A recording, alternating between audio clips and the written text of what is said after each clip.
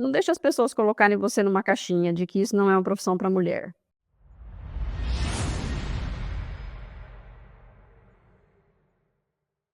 Olá, eu sou Adolfo Neto, professor da UTFPR Curitiba, e este é o Emílias Podcast Mulheres na Computação, aqui da UTFPR Curitiba também. Hoje estamos com Josiane Melchiori Pinheiro. Ela é professora da Universidade Estadual de Maringá, no Paraná, e coordenadora do projeto de extensão Conectadas, um projeto parceiro do Meninas Digitais desde 2021. Quem vai entrevistar ela comigo hoje é a professora Maria Cláudia Emer. Maria Cláudia é professora do DAINF, como eu, né, e do PPGCA, o Programa de Pós-Graduação em Computação Aplicada, aqui da UTFPR Curitiba, e coordenadora do Programa de Extensão Emílias Armação em Bits. Tudo bem, Maria Cláudia? Tudo bem, Adolfo? Tudo jóia. E temos também hoje o apoio na entrevista da Ingrid Mendes, que hoje faz parte da equipe do Emílias Podcast, mas nós já entrevistamos aqui no Emílias Podcast. Então, Ingrid é doutoranda pela Universidade Federal do Pará. Tudo bem, Ingrid? Opa, tudo bem, professor? Bom dia a todos aí. Bom dia, seja bem-vinda ao Emílias Podcast, Josiane. Obrigada por ter aceito o nosso convite. Tudo bem com você? Tudo bem? Bom dia a todos, bom dia Adolfo, bom dia Ingrid, bom dia Maria Cláudia. Tudo muito bem por aqui. Muito obrigada pelo convite, nós aqui agradecemos aí o interesse. Tá certo, professor Giovanni. Então, começando, né? Vamos começar falando do Conectadas. O que é esse projeto e por que ele surgiu? O Conectadas é um projeto de extensão que existe desde 2017 aqui na UEM. Ele foi fundado pela professora Luciana Martimiano e Valéria Feltrin. Principalmente porque em um evento da SBC, elas conheceram Meninas Digitais e começaram a prestar um pouco mais de atenção, né, na quantidade de meninas que nós tínhamos nos nossos cursos aqui. Então, os nossos dados mostram assim, que até 2000, mais ou menos nos anos 2000, início da década de 2000 e pouco, a gente ainda tinha a entrada de 10, 8 meninas, né, nos cursos de computação e informática. E depois isso foi diminuindo, a chegar a ponto de a gente ter turmas sem nenhuma menina, né. Então, em 2017, elas fundaram o Conectadas para trabalhar essa questão de atrair mais meninas, né, para os cursos do departamento, principalmente aqui no nosso contexto, aqui em Maringá. Muito bem, Josiane. E nos conte quais são as atividades que o Conectadas realiza. Então, de 2018 para frente, o grupo começou a atuar mais nas escolas, né? A gente tem um curso já consolidado que chama Brincadeira Tem Lógica, né? Nas escolas de ensino fundamental, principalmente.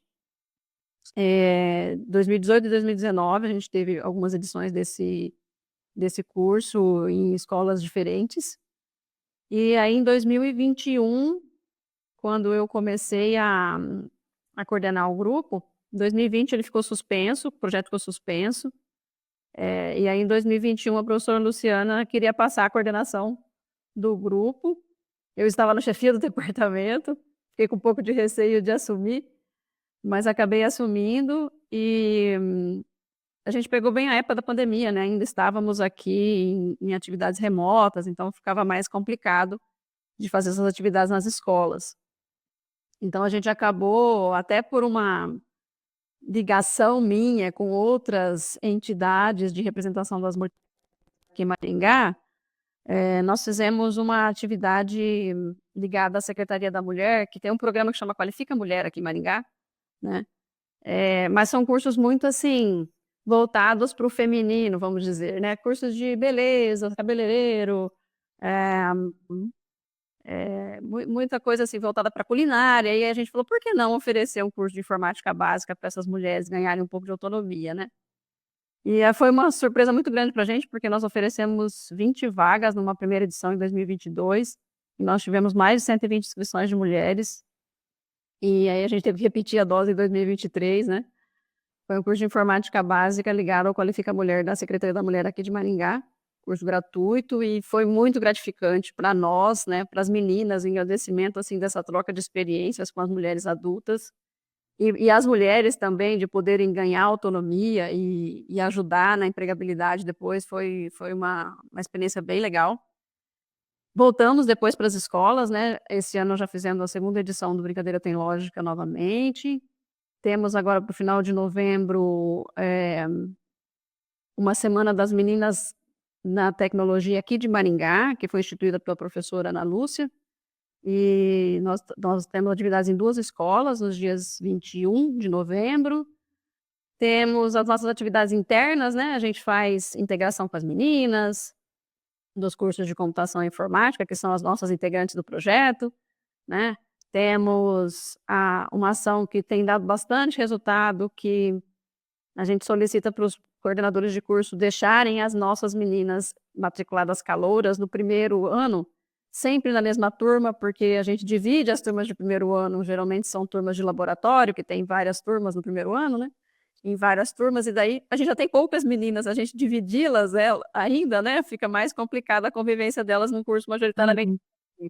Então a gente também tem solicitado isso, já é o segundo ano que a gente faz, e elas têm ficado na mesma turma, e esse ano foi muito legal, porque a gente teve 10 meninas na computação e 8 na informática, e essa ação fez uma diferença muito grande, elas estão bem fortalecidas e está sendo bem legal. E tem outras, a gente tem participado da certificação do ODS da Universidade Estadual de Maringá, representando o ODS 5 de igualdade de gênero, já é acho que o terceiro ano que a gente tem representado o ODS 5. Esse ano a gente submeteu para o selo social também. Eu falo para as meninas, quando eu vou fazer esses relatórios, eu falo: "Caramba, a gente fez coisa pra caramba no ano anterior", assim. Então tem bastante coisa que o grupo tem feito nesses últimos tempos aí, nesse sentido. Palestra, roda de conversa, né, fizemos uma roda de conversa com as meninas da engenharia, há um tempo atrás, foi bem legal também, bem interessante. Ah, muito legal, professora, saber. E isso é animador, né? Dá mais motivação para a gente, né? Fazer novas ações, né? Então, como tem sido assim a recepção das atividades? A senhora já deu um pouco de detalhamento, mas a senhora pode falar um pouco mais? Se isso motivou a mais meninas e também no outro programa que contribuía, né, para a formação de mulheres mais velhas, né? Se deu continuidade, o que a senhora pode falar a respeito para a gente? Sobre esse curso de informática básica para as mulheres, o retorno foi interessante, que uma das mulheres encontrou uma das meninas do grupo uma vez, estava trabalhando como secretária num consultório e falou para ela, né, relatou para ela que o curso, assim, fez uma grande diferença para ela conseguir um emprego. Então eu falo que só desse relato para nós já valeu ter feito o curso, né. E a gente faz a certificação depois com a Secretaria da Mulher, né, as mulheres são muito gratas, assim, gostam bastante, dizem que ajudou bastante, né. As meninas, é um trabalho mais de longo prazo, né, a gente espera que elas cheguem a ser nossas alunas aqui, né, em algum momento. E como a gente trabalha lá com sexto, sétimo ano do fundamental, vai demorar um pouquinho para elas chegarem aqui. Mas tem uma das nossas alunas, eh que participa do Conectadas, que fez o Brincadeira Tem Lógica em 2018, então, devagarinho elas estão chegando aqui, né. E mas eu falo assim que o que a gente mais espera é que as meninas saibam que o projeto existe dentro da UEM, né. A própria existência do projeto, de saber que se elas decidirem vir para cá, elas vão ter um apoio, elas não vão estar sozinhas, né, elas têm um respaldo ali do grupo, é é o que a gente espera que aconteça. Então, a divulgação do projeto, ela é muito importante. E eu tenho tido vários retornos, assim, do pessoal aqui dentro da universidade mesmo, que tem conhecido Conectadas, porque a gente está apresentando o projeto para onde estão chamando a gente está indo, né. Esses dias eu participei da organização dessa Semana das Meninas da Tecnologia, e a diretora da MTech, que é a Associação de Tecnologia, é um status de Secretaria de Tecnologia Municipal aqui, né.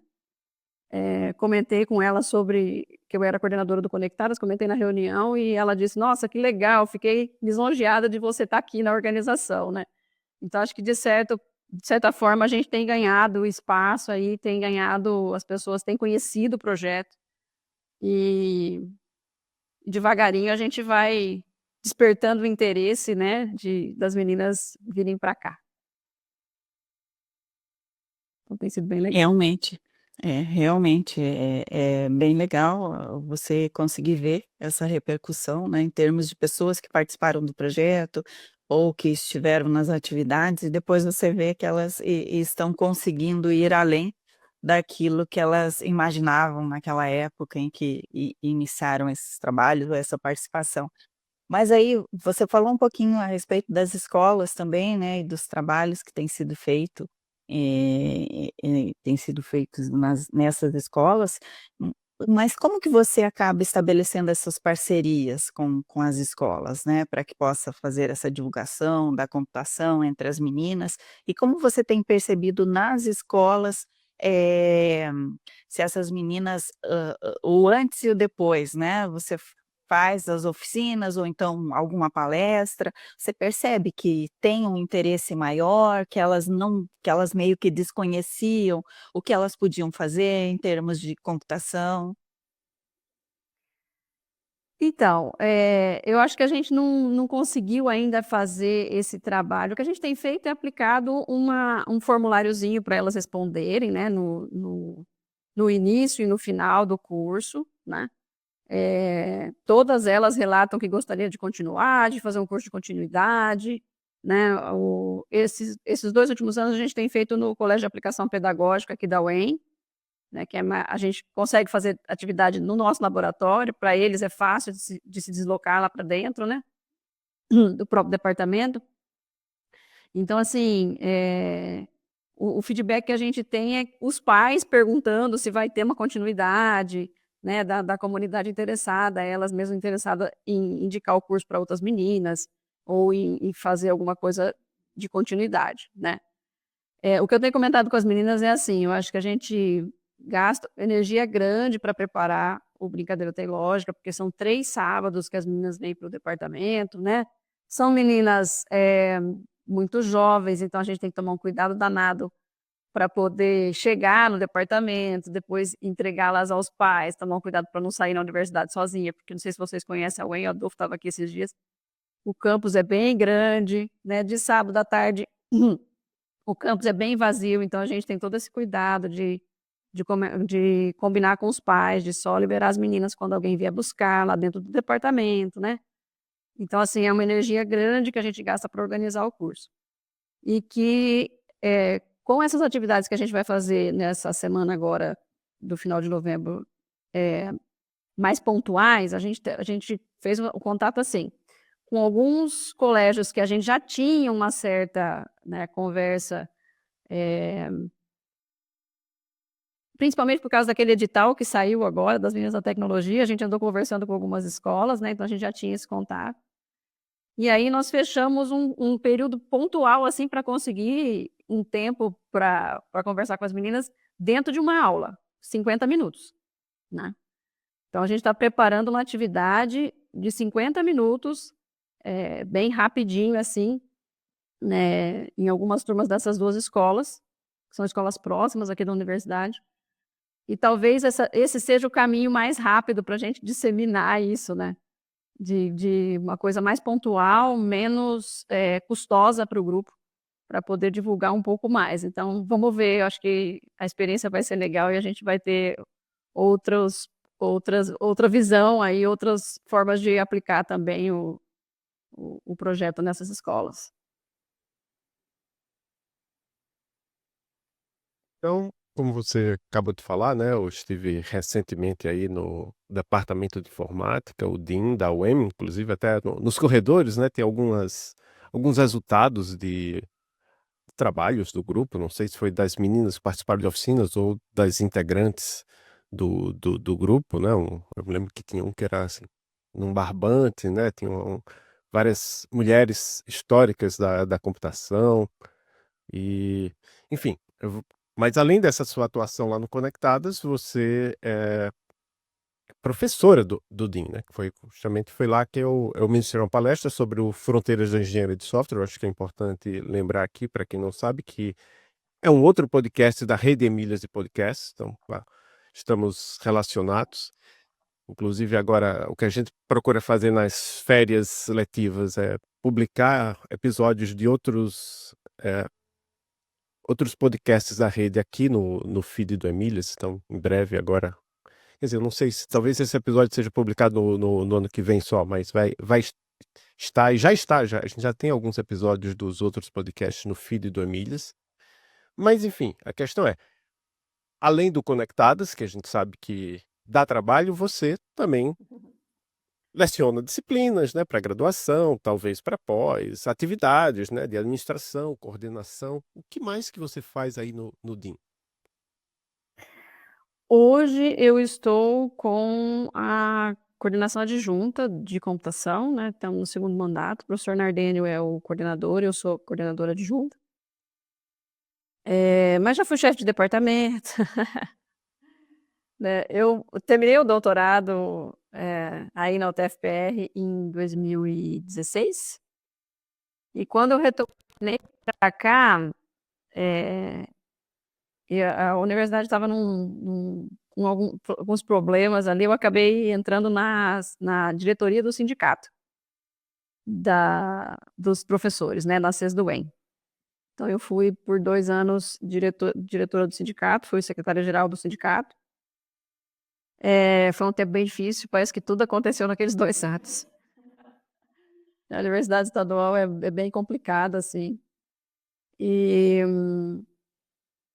daí, quando eu estava terminando a diretoria, a gente estava trocando o mandato da chefia, né, e aí a pressão do departamento começou: "Você vai ser nossa chefe, você vai ser nossa chefe". Eu falei: "Gente do céu, eu nunca exerci atividade administrativa, né, no departamento". E aí: "Não, porque você tem perfil, você vai ser nossa chefe, blá-blá-blá". Aí eu falei: "Olha, se alguém se interessar em ser o chefe, eu entro como adjunto para ir aprendendo a função, né, e tal". E aí a professora Heloíse se prontificou e nós montamos uma chapa para chefia, eu como chefe adjunta e ela como chefe em 2018. Só que aí a gente estava com 8 meses, mais ou menos, de mandato e saiu a adoção dela, de um bebezinho de 40 dias, ela se tornou mãe, assim, em 30 dias. E aí ela pegou a licença maternidade, né, pra cuidar do bebezinho e tal, e aí eu assumi a chefia nessa época, em 2019. E ela decidiu não voltar para a chefia de departamento, eu até aconselhei ela isso, falei: "Olha, curte seu bebê, né". Enfim, ônus de ser mãe, né, a gente tem que escolher às vezes algumas coisas ali para não perder uma coisa ou outra. E aí eu fiquei, aí a renovação a eleição nova eleição para o cargo de chefe de novo foi no meio da pandemia. Aí eu falei: "Ah, gente, sem condições de passar isso para uma outra pessoa", aí eu me candidatei novamente com outro professor e a gente ficou até 2022 na chefia de departamento. Foi uma época em que eu aprendi muito, né, administrativamente, como lidar com as pessoas principalmente, né, sobre as funções administrativas, aprendi muita coisa. Foi muito cansativo, mas aprendi bastante. E aí depois da chefia em 2022 eu acabei assumindo a coordenação adjunta de computação. Então e tenho lecionado, não sei se você vai perguntar isso ainda, Adolfo, se Não, eu posso falar? é que eu fiz muita pergunta de uma vez só, mas tá incluída. Eu trabalhei muito quando eu entrei no departamento, eu saí da graduação em julho de 2003, em maio de 2004 eu estava no departamento como professora temporária. E eu assumi a disciplina de inteligência artificial, o professor Sérgio Roberto, vocês devem ter conhecido, era meu orientador aqui e ele me aconselhou, falou: "Pega a disciplina, eu te ajudo", tal, né, e a gente fez uma parceria ali. E eu lecionei inteligência artificial por 7 anos seguidos. Aí quando eu saí para o doutorado, né, me afastei para o doutorado, quando eu voltei eu acabei pegando disciplinas mais de primeiro ano, fundamentos de algoritmos e estruturas de dados, né. E quando eu estava na chefia do departamento, sobrou uma turma de informática e sociedade no curso noturno, na sexta-feira, nos 2 últimos horários, remotamente. Eu falei: "Meu Deus, né, vamos lá, vamos enfrentar esse desafio aí". Era uma disciplina ainda, eh, não era uma disciplina extensionista, hoje ela é, né.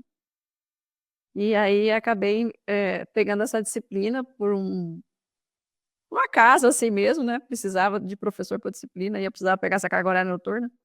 E foi uma experiência muito legal, assim, eu me encontrei na disciplina para discutir esses aspectos sociais. Eu acho que até que foi isso um pouco que me trouxe para o Conectadas, né, para começar a discutir algumas coisas fora da nossa bolha técnica da computação. E a experiência foi muito interessante, porque eu falei: "Eu vou ficar falando para aquele monte de bolinha que nenhum aluno abria a câmera, né, até às 23h, eles vão me deixar sozinho lá", e nada, foi muito interessante. Era época de pandemia, né, então essa questão social estava muito, assim, quente. Tinha dia que era 23h10, eu estava lá conversando com eles, eu falava: "Gente, chega de conversa, né, tá na hora da gente desligar a câmera". Então foi uma experiência interessante, eu acabei ficando com a disciplina, e agora ela virou uma disciplina extensionista. Então, assim, eu me encontrei na extensão também com Conectadas, está sendo bem legal, porque aí a disciplina extensionista, as equipes têm que fazer ações extensionistas, né, ligadas à nossa área. Então tem sido bem interessante também, uma experiência que eu tenho aprendido e engrandecido bastante aí a minha visão. Eu só Legal, já. Diga. só queria complementar, não sei se você sabe disso, Ingrid, mas assim, para quem está em universidade pública, né, como eu, Maria Cláudia, Josiane, né, ser chefe, ser coordenador, em geral é uma tarefa que as pessoas fogem, né, porque é muito trabalho e pouca recompensa, né. Quem está em empresa, às vezes, até tem aquela coisa, não, eu acompanho bastante a comunidade dev, né, tem gente, não quero ser CTO, tech leader, alguma coisa, porque eu gosto mesmo de programar. Mas, às vezes as pessoas, mesmo gostando muito de programar, passa para esse cargo assim mais de direção, de administração, porque tem uma recompensa financeira, né? No nosso caso, vamos dizer que é zero, né? Mas é muito pouco. Então, por isso que tem essa questão de que a maioria das pessoas que estão em universidades públicas evitam ao máximo cargos de administração. Eu brinco com o pessoal que dependendo da época e os problemas que você tiver, não dá para pagar o tarja preta depois. Porque é muito difícil, muito estressante. É bem verdade. E outra coisa é que é um acúmulo, né, de tarefas.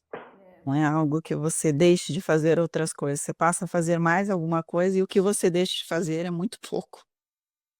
Exatamente. Essa questão da carreira mesmo pesou bastante, né, porque eu voltei do doutorado, entrei no sindicato, depois já entrei na chefia do departamento e, assim, a minha carreira na pesquisa ficou, com certeza foi prejudicada, né, porque você não consegue manter as coisas funcionando, no ritmo em que deveriam acontecer. Então, eu até comentei com o pessoal, falei assim, algumas coisas que me foram oferecidas em 2022, né, na mudança de gestão aqui, eh, eu poderia estar num cargo dentro da reitoria bastante interessante, até financeiramente, né. Mas eu falei: "Gente, eu estou muito cansada e eu preciso cuidar da minha carreira, né, se eu for para cargo eu não vou conseguir, já estou chegando em professor associado, então eu preciso cuidar da minha carreira, senão vai ficar bem pior para mim". Então, às vezes a gente tem que fazer algumas escolhas ali. Entendi.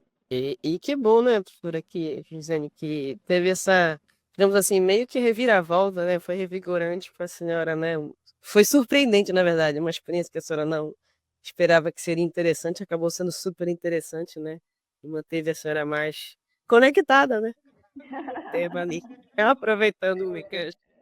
Não, e uma experiência legal, até falando sobre essa questão da gestão, em 2018 nós somos uma minoria de mulheres aqui no DIN, acho que nós éramos em 9 dos 40 e poucos professores, nós éramos em 9, 10 mulheres.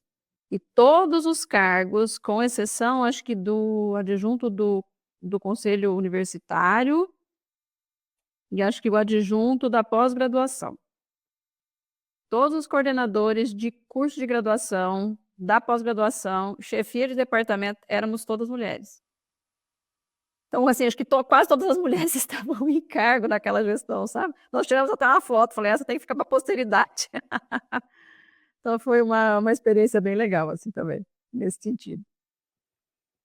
Tinha que registrar, né? Valeu o registro, tá certo, muito bom. Aproveitando nesse período também que a senhora está comentando, professora Josiane, sobre 2022, aí, né, pesquisando no Google, enfim, informações sobre a senhora para poder bolarmos perguntas, né? Aí encontrei uma participação que a senhora teve na Câmara dos Vereadores de Maringá para falar sobre o grupo Conectadas, né? A convite da atual, no caso, né, era a vereadora Ana Lúcia Rodrigues, mas eu pesquisei no Google, ela foi reeleita, né, nessa eleição. Foi. Isso. E aí a pergunta, né? Como foi a repercussão dessa participação para o grupo Conectadas? Trouxe benefícios para a comunidade? O que a senhora pode contar para a gente sobre isso? Eu acho que o principal benefício foi esse de divulgar o projeto, né? Das pessoas conhecerem o projeto. E eu até teve um encontro que a gente fez do Dia da Mulher aqui da Associação dos Docentes, e aí o pessoal falando muito, ligando a minha figura muito ao Conectadas, né? E aí eu até pedi a palavra e falei para as mulheres, falei assim, gente, olha, o Conectadas está muito conhecido, ligado a mim, mas na verdade não fui eu que fundei o grupo, né, o projeto. A professora Luciana e a professora Valéria estavam comigo, eu falei, foram as professoras que fundaram o projeto. Talvez porque é aquilo que eu falei, né, onde chamarem a gente para fazer divulgação do projeto, nós estamos lá. Então a gente ficou bastante conhecida, assim, o projeto ganhou uma abrangência grande. E em 2022, especificamente, foi o ano em que a professora Ana Lúcia conseguiu aprovar instituir essa Semana das Meninas na Tecnologia, né, e daí ela me chamou na Câmara para falar sobre isso, né, por que isso era importante, alguns dados sobre a participação feminina na área. Então, levei alguns dados em relação a isso.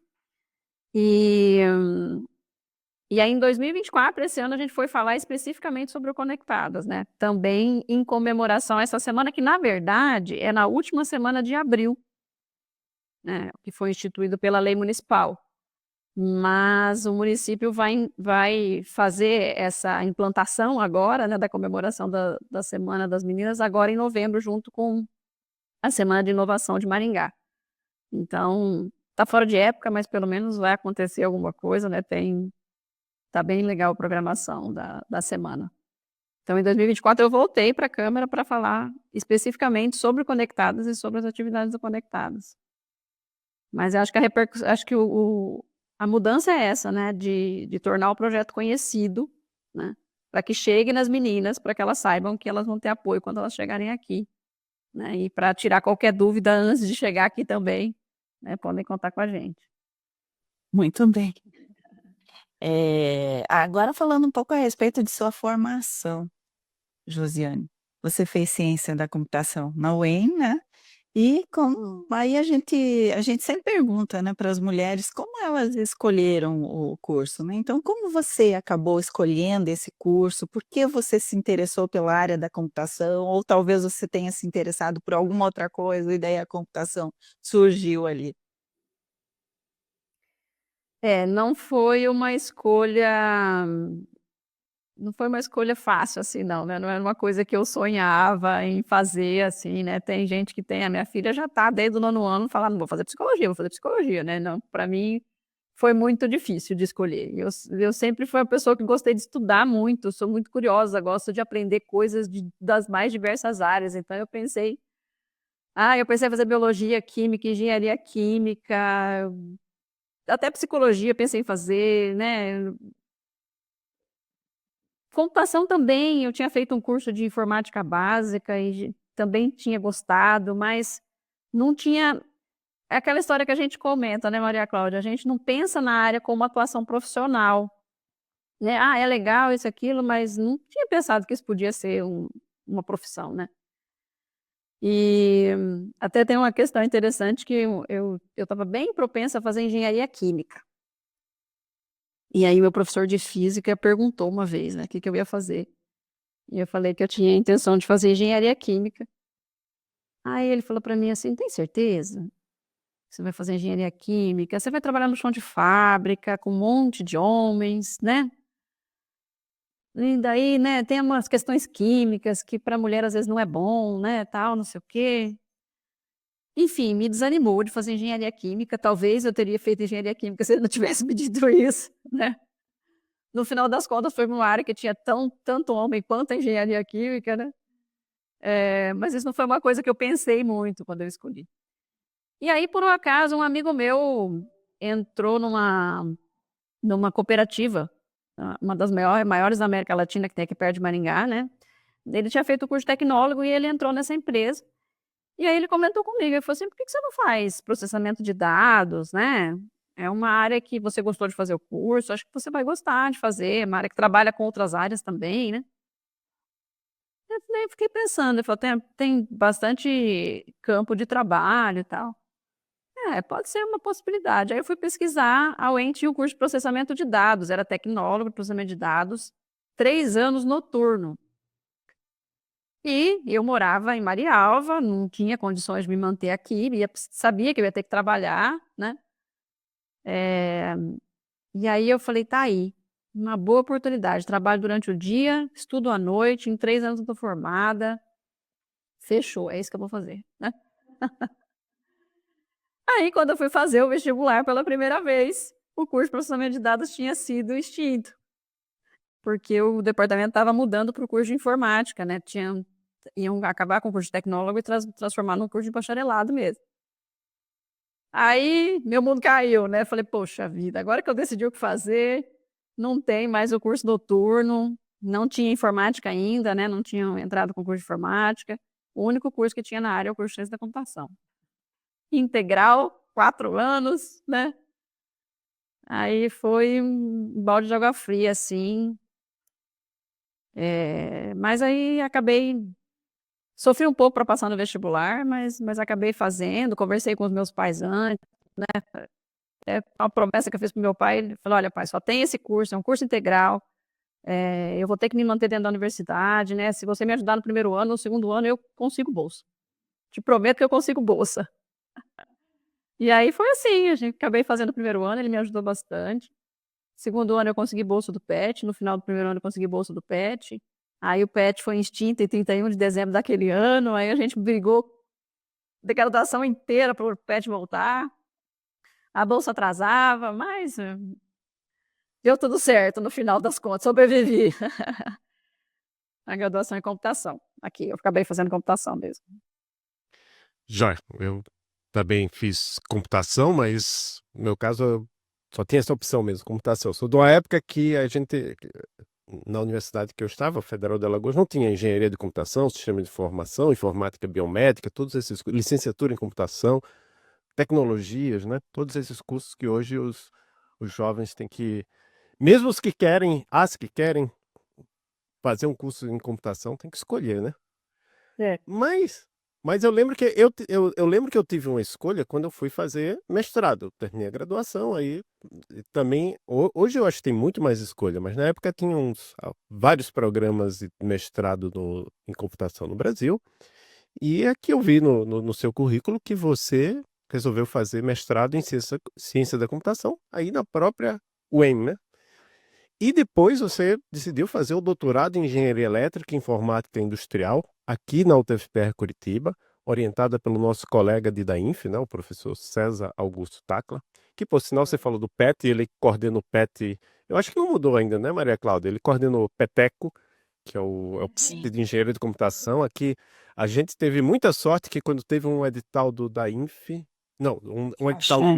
novos PETs, né? A gente submeteu. Muita sorte, claro, e competência também dos professores que submeteram.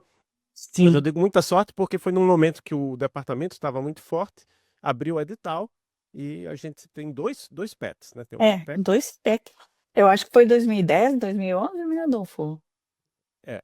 Qual é o nome do outro PETECO mesmo? O do outro PET, que não é, não é o PETECO, é o ETCOS. PETCOS, né? A gente tem PETCOS. dois grupos PETs ligados ao DAINF, né? Mas o PETECO é especificamente ligado ao curso de Engenharia de Computação e o PETCOS é, é ligado a Sistema de Informação, mas também a outros cursos. Mas ok, isso foi tudo para falar sobre o seu orientador doutorado, professor César Tacla. Mas a pergunta é mais simples que isso, por que que você decidiu fazer mestrado e doutorado e seguir carreira acadêmica? Eu não sei se na época que você decidiu fazer isso era uma época que dizia, ah, não, você vai ganhar muito bem, ou se simplesmente você diz, ah, eu sei que eu não vou ganhar bem, mas eu gosto disso. Por que que você tomou essa decisão? Eu acho que eu segui muito no rumo do vou aproveitar as oportunidades que a vida está me trazendo, né? Eu não fiz computação com a ideia de seguir carreira acadêmica, né? Definitivamente a minha ideia sempre foi ir para o mercado de trabalho. E quando eu entrei a gente tinha uma visão muito pequena, né? Eu falo que a gente tem uma visão assim do que você pode atuar, e que daí quando você entra na graduação você vê que esse leque aumenta muito, tem muita área que você pode atuar. E definitivamente minha ideia não era ficar na academia. Mas eu falo que é tudo culpa do Sérgio. Tudo culpa do Sérgio Roberto, meu professor, que faleceu em 2014, inclusive. Mas como eu estava no PET, eu acabei começando a fazer iniciação científica com ele, né? Ele estava voltando do doutorado na PUC do Rio. E quando eu saí, estava saindo da graduação, a nossa pós-graduação estava começando. Inclusive, a nossa pós-graduação aconteceu, acho que por uns 2 anos, em parceria com a Federal do Paraná, né? E aí, quando a gente acabou sendo aprovado o nosso programa mesmo, né, só da UEM aqui, a pós-graduação só daqui, PCC, que não é facção criminosa, é só a sigla mesmo. A gente brinca com a sigla do PCC, do Programa de Ciência da Computação, né, de pós-graduação em Ciência da Computação. E aí o Sérgio me disse, Josi, por que você não faz a seleção do PET, a seleção do mestrado, né? Por que você não faz? Aí eu, Sérgio, sei lá, nunca pensei na carreira acadêmica, não sei o quê. Aí ele me disse assim, faz a prova, faz a seleção, se você passar, depois você decide, né? Se você fica ou se você vai para a empresa e tal. E aí eu acabei fazendo, né? Fiz o pós-comp, fiz a seleção do mestrado e entrei para ser orientada por ele, né, no mestrado. A gente colou grau em 4 de julho, eu já tinha 2 semanas que eu estava fazendo aula do mestrado. A gente começou a fazer aula antes de colar grau aqui. O calendário estava bagunçado, a gente passou por 6 meses de greve do meio da minha graduação, né? E aí atrasou tudo. E aí eu acabei ficando, né? Como eu estava no PET, eu fiquei no PET até o final da graduação, era mais complicado de conseguir ir para a empresa sem experiência, né? A maioria das empresas pediam experiência na área, e eu tinha acabado de me graduar, não tinha essa experiência, então ficou mais complicado de ir para a empresa. E aí eu já estava fazendo mestrado aqui, não tinha bolsa, mas, né, dificultou um pouco mais, porque daí algumas empresas falavam para você assim, tá, mas aí como é que você vai fazer mestrado e trabalhar, né? E aí eu fiquei num dilema ali no começo, né? Continuo, não continuo, preciso trabalhar, minha reserva financeira estava acabando, né? Eu já estava com 20 e tantos anos, não dava mais para depender dos pais, formado. Mas eu acabei conseguindo, depois de algum tempo, um trabalho como desenvolvedora numa empresa aqui. Eu trabalhava 3 vezes por semana só, porque os outros dias eu tinha aula da pós-graduação, né? Então, tive um pouquinho essa experiência em empresa também. Mas acabei ficando aqui, porque aí, depois de um tempo, saiu a bolsa do mestrado e eu fui chamada no teste seletivo que eu tinha feito para IA. E aí eu falei, poxa vida, né? Já que eu estou fazendo mestrado, vamos voltar para a UEM e fazer tudo lá mesmo, que é mais fácil do que ficar trabalhando em empresa, trabalhando, né? Fazendo mestrado e tal. E aí acabei ficando, entrei na UEM em maio de 2004, e aí eu ainda estava fazendo mestrado, era só graduada. E assim, no começo foi bem complicado, porque Você entra em sala de aula, primeiro que eu pedi para o chefe do departamento me dar umas turmas de outros cursos, porque todo mundo lá era meu amigo, me conhecia como colega de turma, não de colega de curso, não como professora, né. Mas foi difícil entrar em sala de aula pela primeira vez, nossa, eu lembro que a minha folha tremia, assim, né, de dar uma disciplina pesada, assim, como IA e tal. Mas foi uma experiência que me cativou bastante, sabe. Eu estudava para dar aula, eu aprendia para dar aula, eu aprendia com os meus alunos o tempo todo, e acho que me encontrei também por isso, né, eu sempre gostei de estudar muito, sempre gostei de aprender, e a docência me cativou bastante nesse sentido, e acabei ficando por aqui. Mas não foi uma escolha pensada, assim, almejada, não foi um sonho não.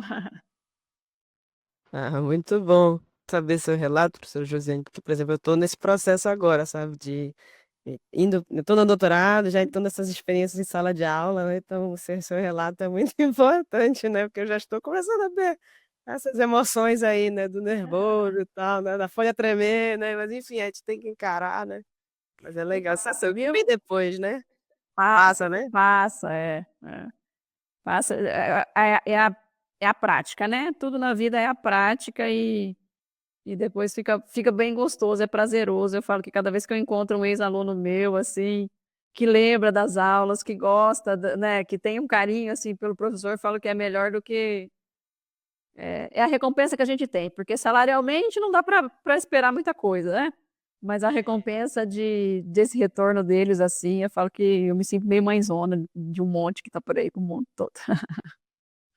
Muito legal. É o que o pessoal fala, né, são coisas que o dinheiro não Isso. compensa, né, o que a gente ganha é a gratidão, esse retorno dos alunos, enfim. Tem muito mais valor, né, do que o dinheiro, no Bem fim isso, é das bem contas. isso. Tá certo, muito legal. Bom, a gente investigou, professora, seu currículo Lattes, né, tem a minha também, e aí encontrei Totalmente lá atualizado. é, não, tudo bem, mas serviu para nossa pergunta aqui, que é a próxima que eu vou fazer, que encontrei lá 17 vezes essa palavra, folksonomias, e também no seu Google acadêmico ela consta em terceiro lugar, né, como interesse de pesquisa. Então, o que são as folksonomias e qual foi o papel delas na sua pesquisa de doutorado? Que a senhora possa compartilhar aqui conosco. As folksonomias foram bastante importante na minha pesquisa nessa época aí do mestrado e doutorado, porque na verdade a gente teve uma evolução muito grande de internet nos últimos anos, né, e a palavra até caiu no desuso, mas a ideia das folksonomias é um conhecimento construído, né, folksonomia vem de taxonomia ou de, né, alguma coisa que organiza o conhecimento, né, e folk vem de povo, né, vem da coletividade. Então, a ideia da folksonomia é um conhecimento construído pela coletividade, no caso, naquela época, a gente extraía isso da coletividade na web, né. A gente tinha uma internet bem menos interativa do que a gente tem hoje, né, o conteúdo produzido era mais, eh,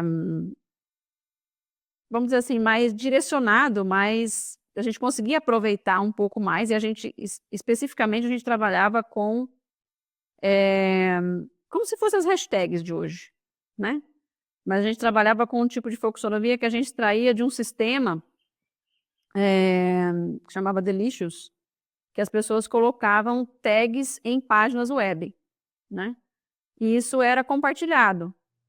Então a gente conseguia construir, por exemplo, um conjunto de termos utilizados por um grupo de pessoas para colocar essas tags em um grupo de páginas web, né.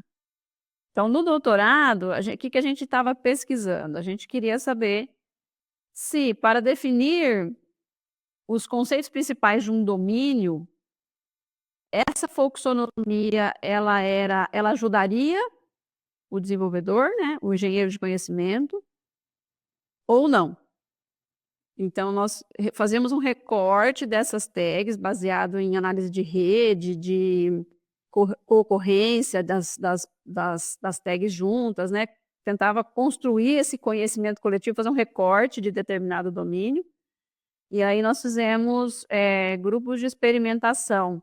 utilizando os termos da fluxonomia e utilizando os termos que a gente retirava das páginas web por frequência, né? Então, nós fizemos os testes com grupos diferentes para verificar se realmente o peso dessa coletividade ele era importante na hora de eu construir um modelo de domínio, de determinado domínio para o engenheiro de conhecimento ou não.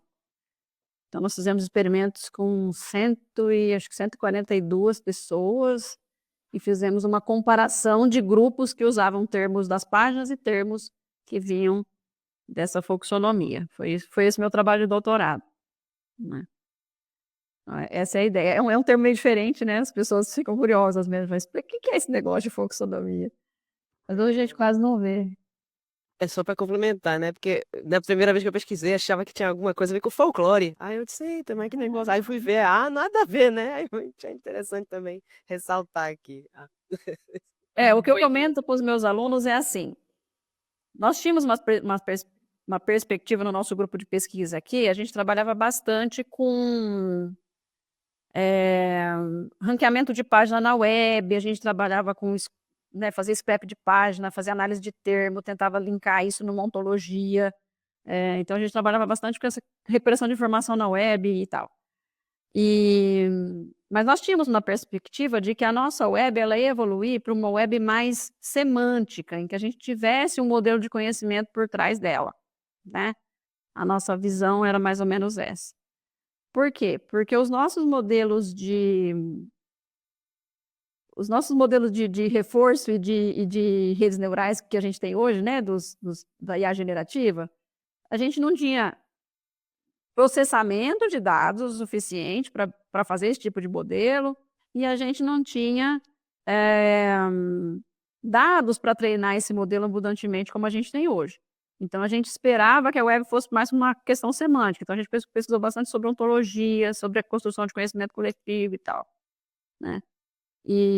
Mas aí as coisas tomaram outro rumo, né? Hoje a gente tem muito mais processamento e dados aí abundantemente e a coisa foi por esse lado, mas principalmente por causa desse nosso know-how de trabalhar com dados da web ali, de tentar fazer esse conhecimento mais voltado semanticamente, né, na web, que a gente acabou trabalhando com fluxonomia.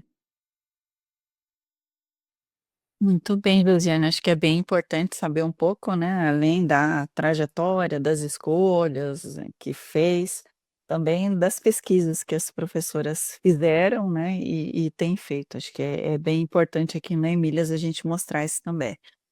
E agora, uma pergunta que a gente acaba fazendo muitas vezes, né, e eu acho que ela é super importante, porque acaba mostrando que nós, enquanto mulheres, muitas vezes passamos pelas mesmas dificuldades, né? E algumas mulheres até nem sentem que essas dificuldades existiram, e eu acho que isso também é importante, né? Porque tudo, talvez a gente possa dizer que depende um pouco do perfil de cada um, né? Mas assim, para você sentiu que em algum momento você enfrentou algum tipo de dificuldade na academia, ou então durante esse período em que você esteve em empresa também, pelo fato de você ser mulher? Então, já me fizeram essa pergunta, eu já fiz alguns exames aqui de consciência para tentar lembrar, mas assim, algumas coisas que me marcaram, por exemplo, na minha graduação, eu fiz a graduação inteira namorando o pai da minha filha, né? Depois nós nos casamos no final da graduação, mas eu lembro que no início da graduação, quando eu entrei para o PET e a gente começou a viajar, teve algumas vezes que ele deu meu Deus do céu, mas só tem homem o nosso curso o nosso curso é majoritariamente masculino, né? Mas eu acho que talvez por ter uma personalidade forte, ele conseguiu entender de que não tinha nada a ver, né? E que estava tudo bem naquele momento, mas ele teve bastante receio no começo, né? Uma outra coisa que eu falo pro pessoal é que eu acho que a gente demora, nós somos educadas, nós mulheres somos educadas numa sociedade em que nos coloca algumas, eu falo que a gente é criada dentro de uma caixinha, né? Colocam a gente numa caixinha, isso é coisa de mulher, isso é coisa de homem, e aqui dentro dessa caixinha de ser mulher, você pode fazer isso, isso e isso, mas você não pode fazer isso, isso e isso. E a gente ouve isso desde que a gente nasce, né? A gente ouve isso desde que a gente nasce, de todo mundo, e a gente acredita que isso é o normal, né? Então, eu demorei bastante para me dar conta do quanto essa sociedade é uma sociedade injusta para a gente, né? Eu lembro quando a minha filha nasceu, ela nasceu em janeiro, eu voltei a dar aula no meio do ano, e no meio do ano já estava fazendo os 2 anos para eu poder fazer a minha ascensão de nível, dentro da universidade, de carreira, né?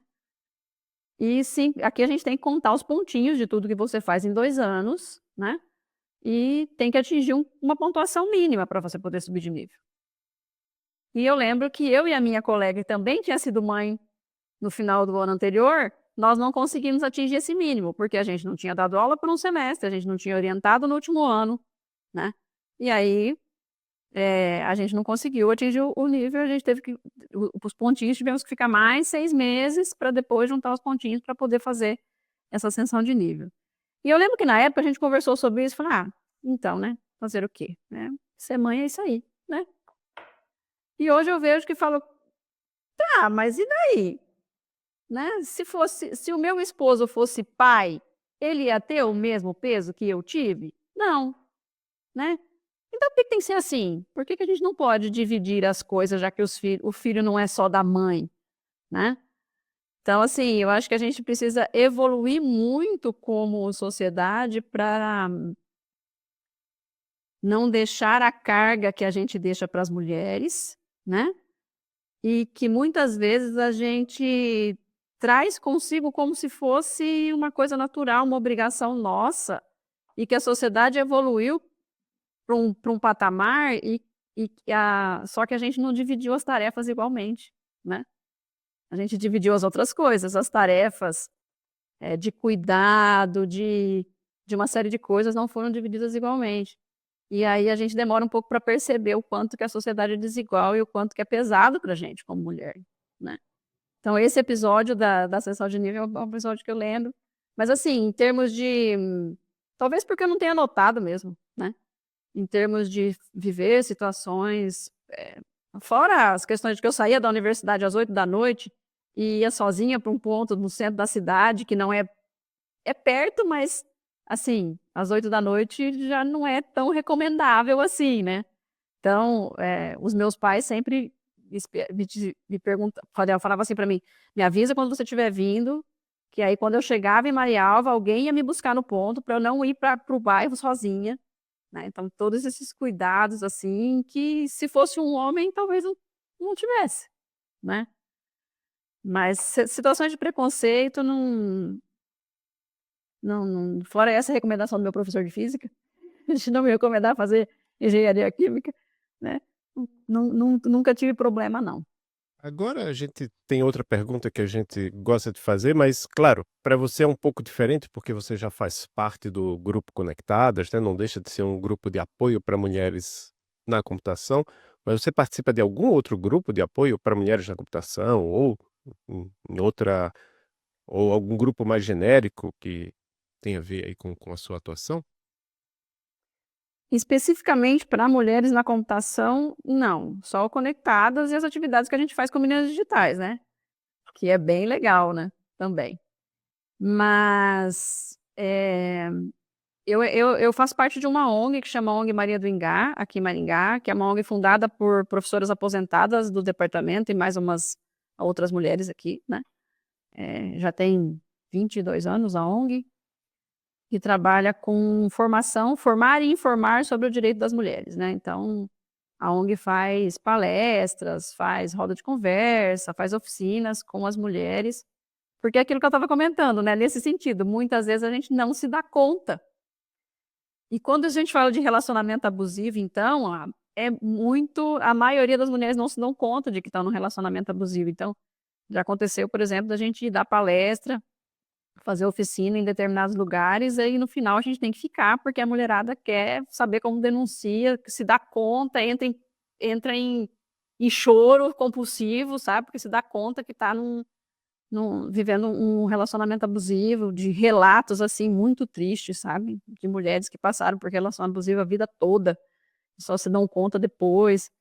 Então, eu faço parte dessa ONG, já faz acho que uns 5 anos, né? Então, às vezes, a gente dá palestra também. E já fui representante da UEM, suplente não fui titular, mas fui suplente no Conselho da Mulher de Maringá, acho que 2 gestões, eu fiquei por lá também. Acho que só, que eu estou me lembrando agora. Mas foi por causa dessa relação aí no Conselho da Mulher que a gente acabou fazendo aquele curso de informática básica lá com a Secretaria da Mulher, né. Então, quando a Luciana me chamou, a Luciana falou, né, sobre a coordenação do Conectadas, eu até entrei em contato com a professora Tânia e a professora Madalena, que são da ONG, né, eu falei: "Gente, estou querendo assumir, mas não sei se eu dou conta, se vocês me ajudarem, a gente encara essa", né. Ela já tem essa experiência também, né, de universidade e tal, ela falou: "Não, Josi, vamos lá", e elas assumiram, estão no projeto junto com a gente, né, a gente tem essa parceria com a ONG, no Conectadas também. E acabando assumindo e fazendo esse bem bolado aí de trazer tecnologia para as mulheres, ser mulher e aproveitar tudo de uma vez. É muito legal. Acaba que um movimento puxa ou empurra o outro, né, e acaba de novo, né, tendo conexões, né, conectados, né. E aproveitando, né. A senhora tem alguma mulher que lhe inspirou em sua carreira? Na minha carreira, não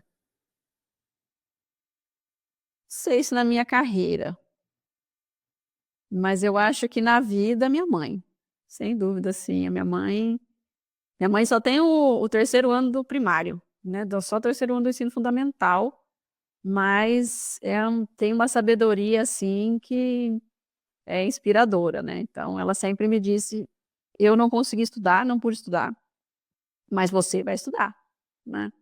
Então às vezes na minha adolescência eu arrumava um namoradinho, isso e aquilo, ela falava: "Olha, você pode namorar, mas você não vai parar de estudar. Continua os seus estudos, eu não quero saber de namorado te atrapalhar na sua vida, né". Então ela sempre me incentivou muito a estudar e sempre foi uma pessoa, assim, eu brinco que, eh, ela sempre me educou para estudar, mas ela também me ensinou a ser mulher conforme a época dela, né. Ela me ensinou a costurar, lavar, passar, cozinhar e tudo isso mais aí, eu falo que ela é culpada pela minha 3ª jornada. Mas aprendi muito com ela, tem muita eu fiz 3 vestibulares para entrar na UEM, né, para entrar em computação, porque não tinha mais curso noturno, então todo mundo foi fazer computação, a concorrência estava grande. E no último vestibular eu consegui a isenção da taxa do vestibular, né, como aluno carente. E aí eu peguei o manual na época a gente fazia a inscrição por manual ainda, né, não era pela internet.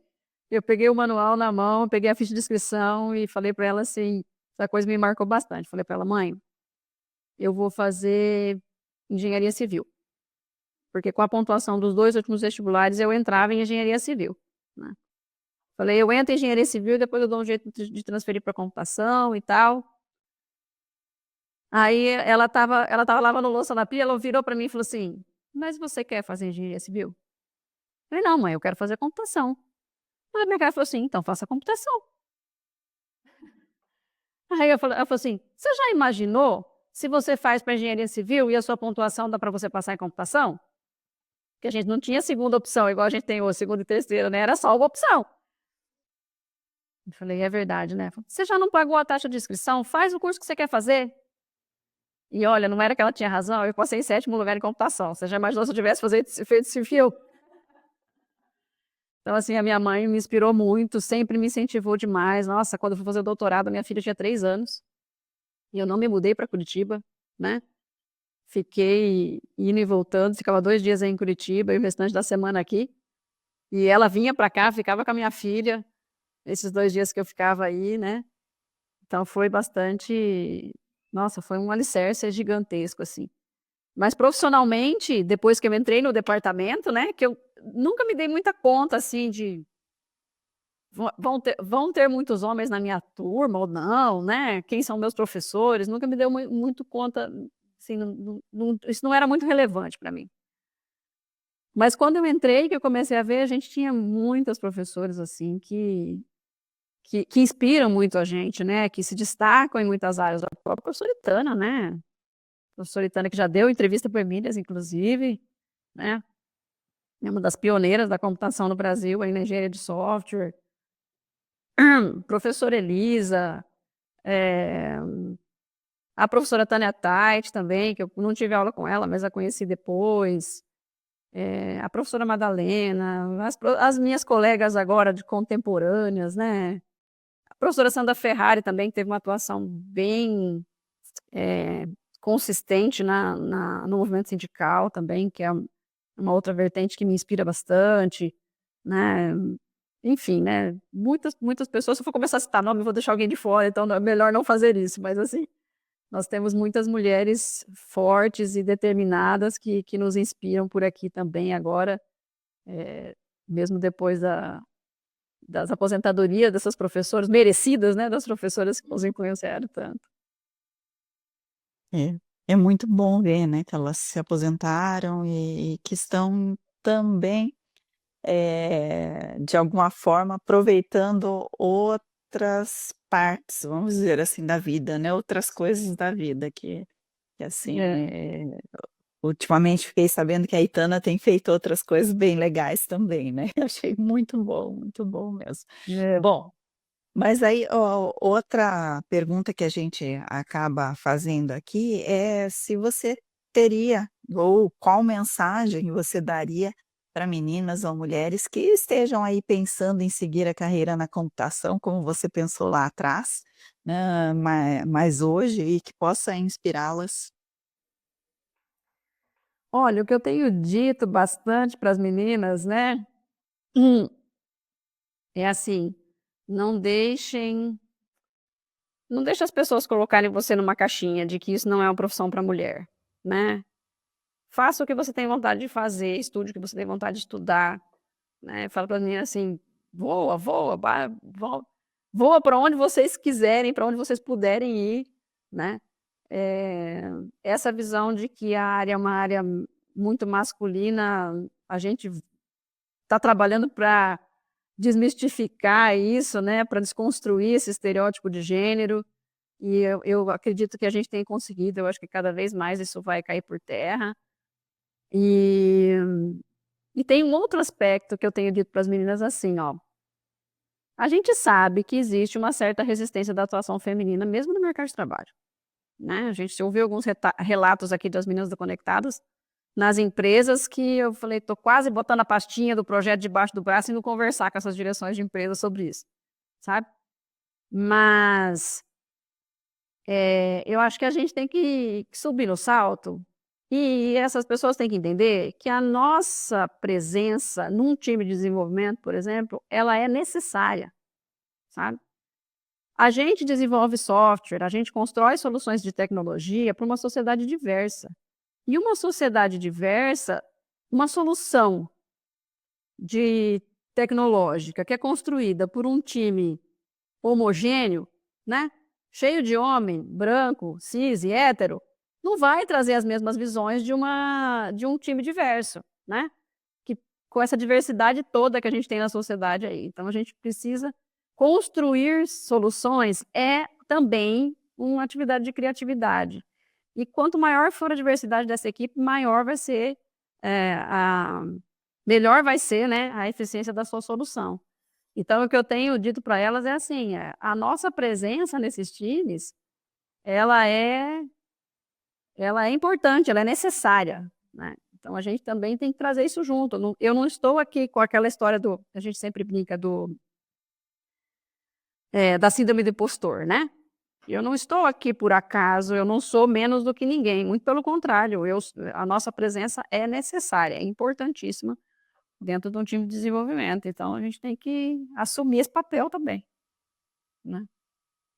Mas eu acho que tem uma outra coisa também, que eu diria. Como eu disse, a gente está nessa transição aí, né? A gente tem conquistado espaço a duras penas, mas tem conquistado espaço, né? Conquistado direitos e tal.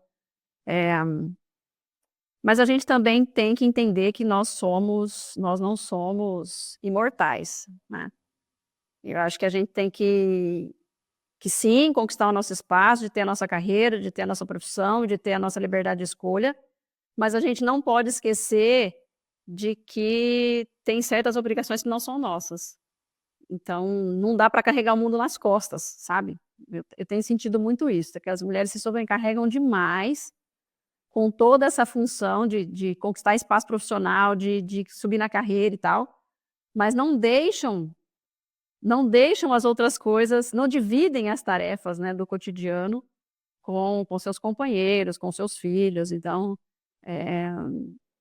eu acho que a gente também tem que ter esse equilíbrio de cuidar da gente, de cuidar da nossa cabeça, de ter o nosso autocuidado, né, e de entender que tem certas coisas que não é obrigação nossa e que pode sim ser dividida com as outras pessoas, porque nós somos seres humanos e temos limites também. Muito bom. Agora a gente chega num momento mais leve aqui do nosso podcast, que eu chamo de Momento Indicações, onde a gente pede para nossa entrevistada indicar algum livro, ou filme, ou série, ou podcast, ou quadrinho, qualquer coisa, pode ser da área, pode não ser da área, qualquer coisa que você queira indicar para as nossas e nossos ouvintes. Eu estou vendo aqui que a Ingrid, enquanto você pensa aí, pedir para a Ingrid fazer as indicações dela. Ah, sim, por favor, por favor. Bom, pra aproveitar e fazer minhas indicações que eu já tinha separado aqui, eu vou recomendar um livro chamado, não sei se vai dar para aqui na câmera, por causa do meu filtro, não vai dar, mas é O Jogo como Prática de Saúde, do professor Marcelo Simão de Vasconcelos, a Flávia Garcia de Carvalho e a Inesita Soares de Araújo. Eles são pesquisadores da Fiocruz. E aí, por que eu estou recomendando esse livro? Porque eu estou relendo ele também, inclusive, mas eu utilizei ele como parte de fundamentação teórica da minha pesquisa, né? A minha pesquisa foi voltada para a saúde. Eu desenvolvi um jogo para o suporte básico de vida. Então, é por esse motivo, né, a minha recomendação. E também porque a professora Flávia, ela também fez parte da minha banca do mestrado, de tanto qualificação como a defesa final. E recentemente ela participou no podcast também que acompanha, e recomendar o podcast também, que é o Regras do Jogo, Holodeck Design, né? E ela participou lá comentando sobre a pesquisa dela, a carreira dela, e um artigo que ela publicou recentemente sobre intertextualidade procedural. Ela é da área do design. Então fica aqui a minha recomendação. E aí agora a professora Josiane aí falar dela. Difícil, hein? Indicar alguma coisa. Na disciplina de Informática e Sociedade, a gente discute tantos assuntos ligados e não ligados à tecnologia, né? E às vezes eu fiz até um documento compartilhado com os alunos, falei, gente, vão colocando lá as indicações de vocês, porque a gente sempre tem alguém que fala, professor, tem tal coisa que fala sobre isso e tal, né? Tem algumas coisas, alguns livros que me marcaram bastante nesse sentido de pensar um pouco a vida, assim, né? Então, na disciplina de Informática e Sociedade, por exemplo, a gente fala de ética, fala de pensar na coletividade, de pensar no outro, né? Da questão da empatia, né? E tal. Tem um livro que eu gosto muito de citar para os meus alunos, eu acho que, para além da questão religiosa, eu acho que você pode tirar bons proveitos dele, né? Para quem não tem religiosidade, tudo bem também, tem outras coisas que que a gente pode absorver. Lógico que eu falo que é igual filme, né? Tem gente que assiste um filme e ama, tem gente que assiste o mesmo filme e detesta, porque tem uma visão diferente do conceito, né, e da mensagem que o filme quer passar. Eu acho que o livro também tem essa questão. Mas é um livro bem, vai parecer piegas, mas é um livro bem, que chama A Cabana, tem um filme também dele, né? E por que eu gostei do livro? Porque, assim, tem certas passagens do livro em que a gente tem uma certa lição de vida, de pensar na vida e falar, poxa vida, realmente, né? A gente tem esse lado humano de fazer, por exemplo, julgamento das pessoas para além de conhecer o que elas passaram na vida, né? Então, tem algumas passagens assim bastante interessantes que me marcaram bastante nesse livro, chama A Cabana. Tem um filme também dele. Aí eu até deixa eu complementar, viu, professora, perdão interromper, mas aí a senhora comentou, me trouxe lembrança, né? Esse filme eu fui ver no cinema, com minha mãe, inclusive. Porque na época fizeram bastante publicidade, ele é de 2017, né? E tem uma atriz que na época estava em ascensão, a Octavia Spencer, né? Que ela faz Deus né? Apresentando Deus no livro e no filme, né? Então, realmente, o filme também é muito bom, bem recomendado, mas o livro eu acho que é melhor. É. Oi, você aqui. O filme tem a questão visual, né, de algumas coisas serem mais marcantes, assim, mas o livro eu gostei também bastante. E tem uma série, que lá pela quarta temporada já ficou meio chato, né? O começo ela tem algumas coisas que são importantes para a gente pensar, nós mulheres pensarmos eh, como a organização social pode nos influenciar a ponto de piorar muito a nossa situação, que é o conto da Aya. Não sei se vocês conhecem, mas os primeiros episódios mostram como que os Estados Unidos viraram uma teocracia, né? E nessa teocracia, isso não acontece do dia para a noite, isso acontece paulatinamente, com as mudanças de algumas leis, né, até virar um Estado teocrático. Só que tem muita semelhança com o que a gente passa hoje, né? A gente não se dá muita conta do que está acontecendo politicamente no país, geralmente. E aí, quando eles, na série, quando eles se dão conta, já não tem mais o que fazer, né? Eles já têm um Estado teocrático e uma força armada que vai obrigá-los a viver perante aquelas leis, né?